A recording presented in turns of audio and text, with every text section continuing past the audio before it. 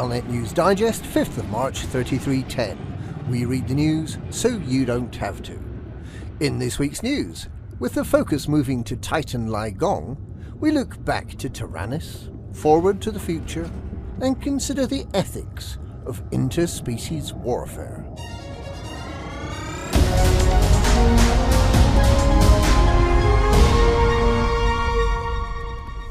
We wouldn't have had an invasion by Thargoid Titans at all if it hadn't been for Salvation and his second attempt to wipe out the Thargoids using the Proteus wave in August 3308.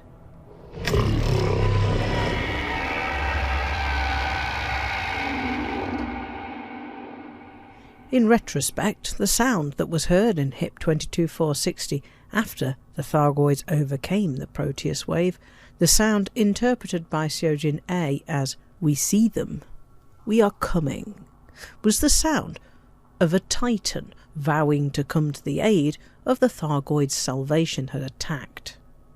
From that point, in the darkness, we were able to track the progress of 8 Titans travelling towards us from the Col 70 sector until the first, Titan Taranis, arrived at the end of November that year. This was the legacy of Salvation. I tell you, I've never seen a hive ship up close before. Doubt many people have. It was amazing, kiddo. Beautiful, really. Makes you realize just how smart they are, how advanced. I admit it. I hesitated for a moment before I hit the button. I had to remind myself it wasn't them I was attacking, just their technology.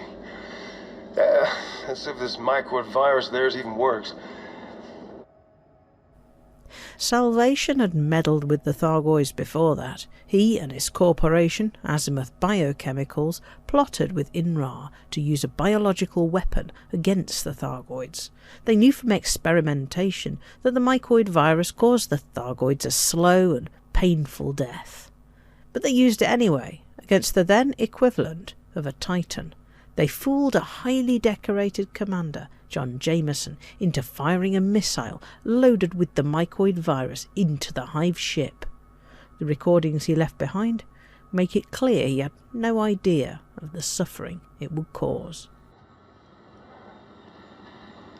It was supposed to target the hyperdrives. That's what they told me, just the hyperdrive, so we'd be safe again. So we could live without fear. Well, it did a hell of a lot more than that. There were sensors on the payload so I could monitor the reaction and make sure it activated properly. I'm staring at the data now. The weapon is lethal. They knew what it could do. They knew what it could do, and they used it anyway. How many have we killed? Thousands? Millions? God forgive us.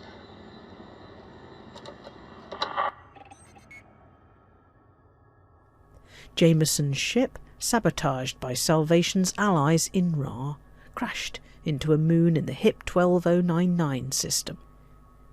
Jameson didn't live to spread the word about the evil Inra had been doing.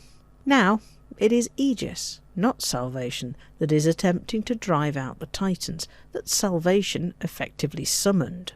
And they are using a similar technique. Nanite torpedoes cause the Titans to overheat, leading them to expose their core, which can then be destroyed. Eventually, this process wears down the Titan and its core goes critical. The Titan explodes. The difference between the mycoid virus and the nanite torpedoes is that the mycoid virus was a form of cruel biological warfare.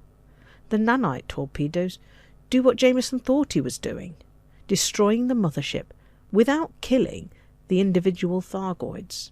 The steady stream of Thargoid ships escaping from Titan Taranis provides a clear differentiator between Salvation and Inra on the one hand, and Aegis and the commanders helping them on the other. War is never pleasant, but at least we are showing some level of decency towards our alien foes. With Taranis destroyed, we still have 7 other Titans to shift.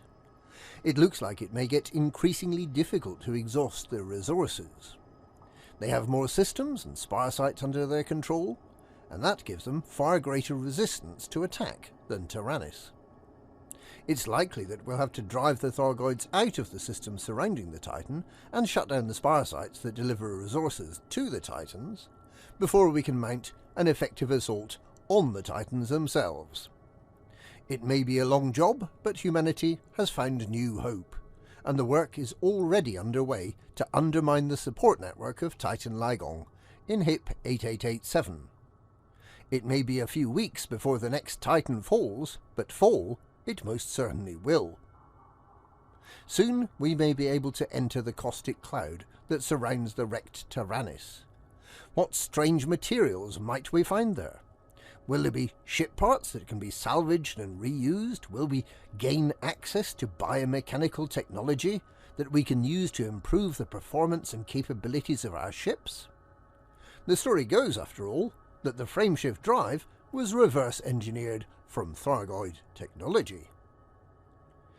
Will Thargoid expert Professor Palin be able to develop new engineering enhancements or new modules that use the characteristics of Thargoid technology? By analysing the wreckage, might we be able to find new weaknesses that we're able to exploit? On a more prosaic level, will there be any remaining human hostages that we can rescue? And will the Thargoids find a way to hit back against us as we gradually eliminate their Titans? They proved an implacable foe against the Guardians, fighting them for thousands of years before the Guardians finally got the upper hand.